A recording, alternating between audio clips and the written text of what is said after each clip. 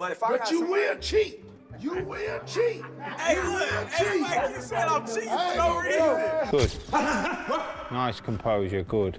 Two underneath when he leans on you. Don't give him time. That's it.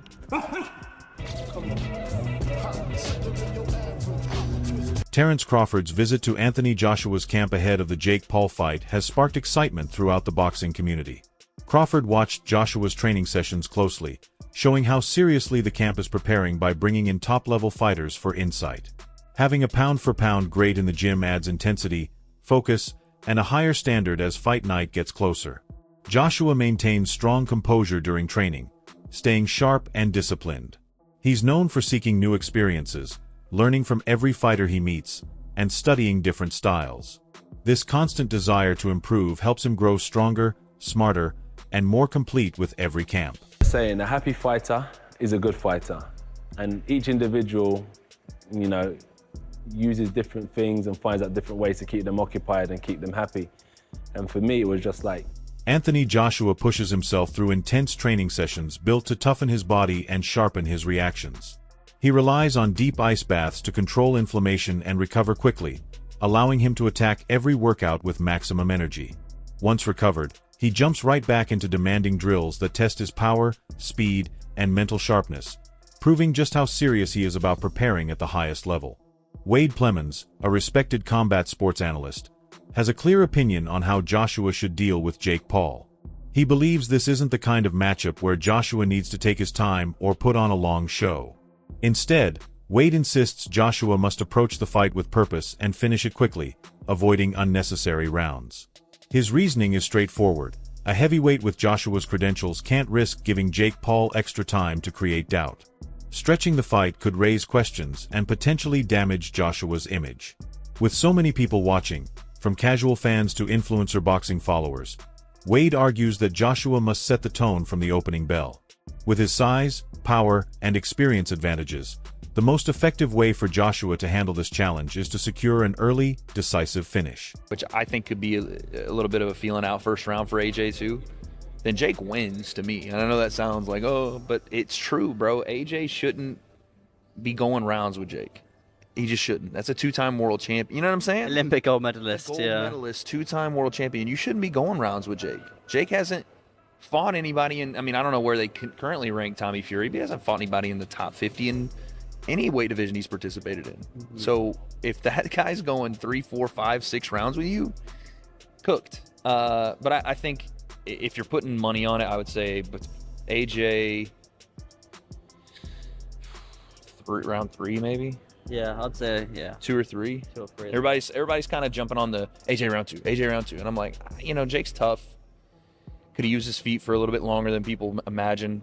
Is it going to be tougher for AJ to land on him early maybe? But I think at a certain point, the cat corrals the mouse a little bit.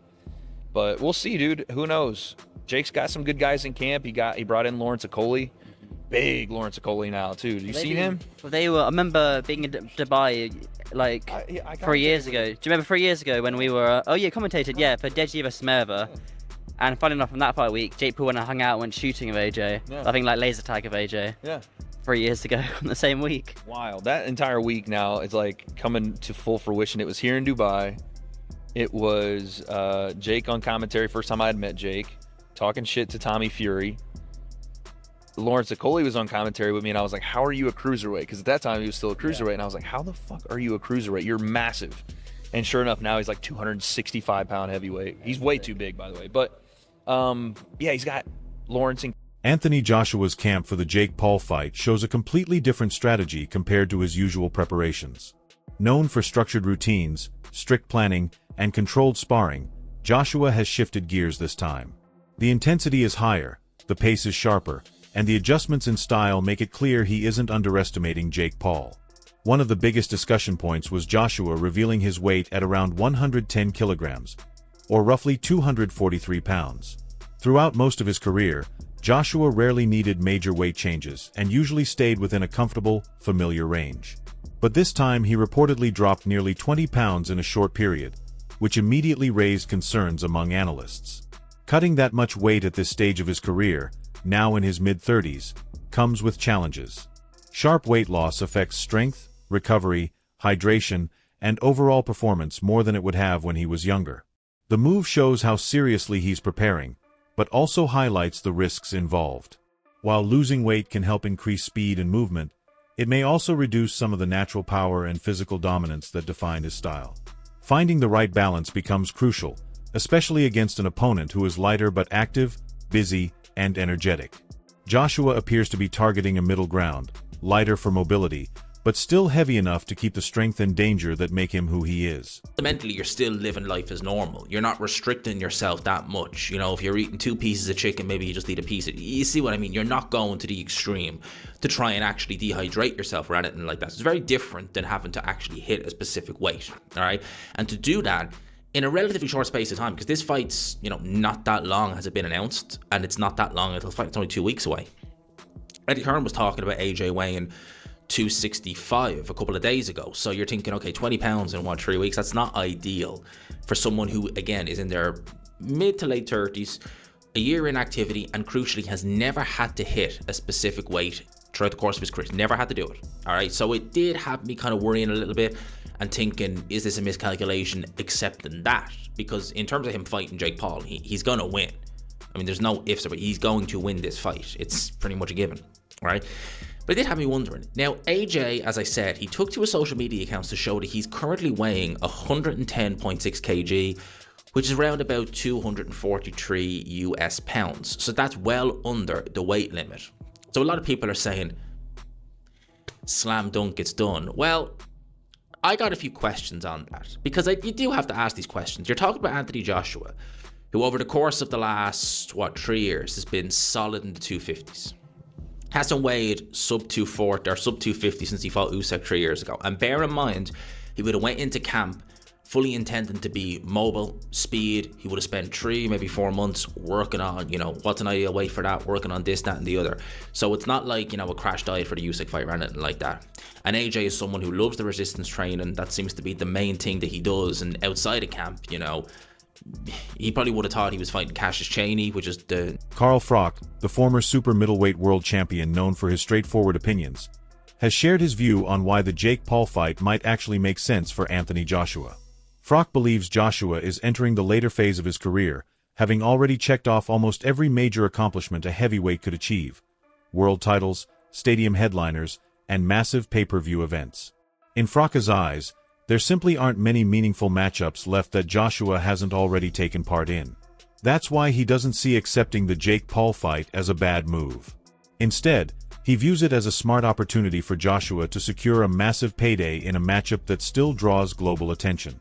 Froch also points out the lingering possibility of a future fight with Tyson Fury, which would still be one of the biggest events in boxing history if it finally materializes. Beyond that, he feels Joshua may not have many major goals left in the sport. Froch isn't criticizing the decision. He frames it as a practical and financially wise move at the perfect time. With Joshua having already built a legacy, Froch believes this fight is less about cementing his place in history and more about business, spectacle, and making the most of the opportunities available. And for me, he's found his limit now, found his level. So now he needs to look at his health and look at what he's got after boxing. And if he can make 50 mil, whatever he's making, to fight fucking in the clown world against the clown show, do you know what I mean? Then take the money, man. Yeah. Take it and go and live your life. I can't see AJ fighting for a world title again. I don't know who he fights and who he would beat and how we would get that desire back to become a world champion. But Eddie Hearn's got to sell it and try and say AJ is going to be world champ again. 3-time world champ, but I'm not buying into that bullshit. I think AJ's had a great career. He's done massive things for professional boxing. And now he's at the end of his career and he's cashing out. And who can blame him? I'd do exactly the same at the end of my career. I'd fight fucking Jake Paul for mega money and then drop the mic and then go home. Do you know what I mean? So I'm not going to knock him for doing it. As much as you say that his career is maybe done after this, he has obviously made the jump, left Ben Davison, gone to Usyk. Do you think that could maybe reignite a flame in AJ? Maybe change something that you might not believe is there at the moment? No, it's too old. Too old. I've been 36, 37 years old, but I've never had 150 million quid in the bank. You know what I mean? And I think the combination of his age, the fact that he's been flattened a couple of times, and now he's making mega money. Why is he going to try and become a world champion again?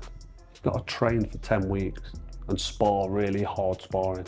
And then he's got to get in the ring on Fight Night with 10-ounce gloves against somebody like Dubois, or he's not going to fight Usyk again. Maybe he sticks around and fights Tyson Fury, because that's another commercial mega fight, which is actually fighting somebody who's on the same level. Johnny Nelson, the former cruiserweight world champion and respected Sky Sports analyst, offers a very different perspective on this matchup. Instead of focusing on what Anthony Joshua needs to do, Nelson highlights the danger Jake Paul could face if things go wrong. He expresses genuine concern that Jake might suffer serious consequences if he absorbs clean shots from someone with Joshua's size, strength, and punching power. Nelson acknowledges that Jake Paul has improved a lot since stepping into the boxing world, but reminds fans that facing a former heavyweight champion is an entirely different challenge. Heavyweight power is on another level, far beyond anything Jake has experienced in his previous fights. Nelson cautions that one bad moment against Joshua could have serious implications not only for Jake's health, but also for his long-term. I'm stuck in between, because nobody on this green earth would actually turn down 50-60 million to fight Jake Paul. And people that don't like this will probably watch it because they want to see Jake Paul getting knocked out. So what's it say about AJ and what's it say about Jake Paul? I think I was thinking upside down. For AJ, I thought, Mama's cashing out. He's cashing out because he's going down this minute line. But I thought, in reality, is he? Realistically, he's thinking, you know what? This big mouth YouTuber stroke boxer has the cheek to call me out. I'd be pissed off at that, if I'm honest with you. I'd be upset if I was AJ, thinking, that's disrespect, man. You think you can deal with me? But he didn't. AJ was jovial and he commended Jake Paul's business acumen, saying, we've sat down, the deal's been done. But still, it just leaves an odd taste in your mouth. So as long as AJ gets the job done, and I mean gets the job done, shows his world-class pedigree, and wipes this boy out, then everybody's happy. But how does it enhance his career? The only way it enhances his career is financially. That's it. No other way. There's no props from beating Jake Paul, apart from saying, thank God you shut him up. For Jake Paul now, I got to give this boy props, because he now has our attention and the whole world is talking about Jake Paul. I want to say a big thanks to our sponsors, Bet Goodwin, for supporting That Boxing Show. Now, if you're interested in having a little flutter, or as I call it after my dad, Benji's Bets, Bet Goodwin's the place to be. Check out Bet Goodwin using the QR code on the screen. I'm probably all right. I'm probably 90% thinking the fight's going to happen. But I'm struggling. I'm thinking, this boy can't be so stupid. But then you hear a whisper. You hear a whisper that Jake Paul himself might be cashing out. Because the big purses that he's pulling, fighting these has-beens or ex-fighters, they're dropping slowly but surely. So maybe, just maybe, this might be his last fight. Getting in there with Anthony Joshua and getting knocked out.